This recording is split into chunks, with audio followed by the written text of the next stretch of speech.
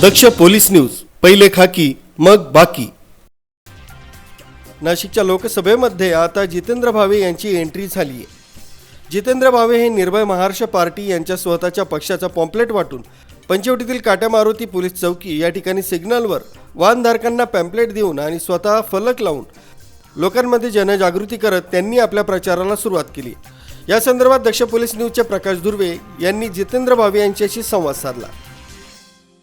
लोकसभा ही पारंपरिक पद्धतीने लढली जाऊ नये असं माझं प्रामाणिक मत आहे। कारण लोकसभेमध्ये निवडून येणारा खासदार हा लॉबिंग करण्यातच त्याचे 5 वर्ष निघून जातात। त्या ज्या आमदारांनी त्यांना मदत केली आणि ज्या आमदारांना नगरसेवकांनी मदत केली आणि झेडपी सदस्यांनी आणि ग्रामपंचायत सदस्यांनी मदत केली त्यांचे पांग फेडण्यातच त्याचे 5 वर्ष जातात। आमचं सरळ म्हणणं आहे, प्रत्येकाला भारतीय बनवलं पाहिजे, माणूस बनवलं पाहिजे आणि सगळ्या चौकटी तोडून जो काम करेल त्याच्यासाठी मतदान झालं पाहिजे। आणि आता हे माझ्या हातामध्ये आहे, फायनान्स कंपनीच्या गुंडांच्या वसुली टोळीचा फोन आला तर करा फोन।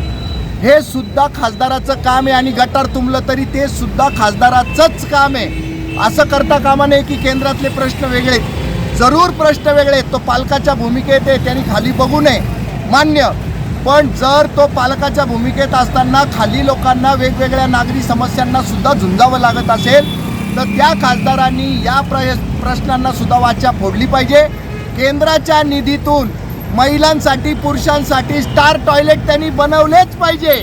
आज डोंगरे वसतिगृहावर एवढे प्रदर्शनं भरतात, तिथं सुद्धा सूची व्यवस्था नाही, तो सुद्धा खासदाराचा प्रश्न होऊ शकतो असतो। तो पालकाच्या भूमिकेत ते सोडवू शकतो ही खात्री आहे आम्हाला। त्यामुळे आम्ही हे वेगळे प्रश्न घेऊन आलेलो आहे आणि पारंपरिक चौकटीतले प्रश्न खासदारांकडनं सोडवले गेलेच पाहिजे हा आग्रहच आहे। पण त्या व्यतिरिक्तही त्यांनी पालकाच्या भूमिकेत सगळ्या जनतेचे सर्व प्रकारचे प्रश्न सोडवले पाहिजे, चौकटीत स्वतःला बांधून घेऊ नये।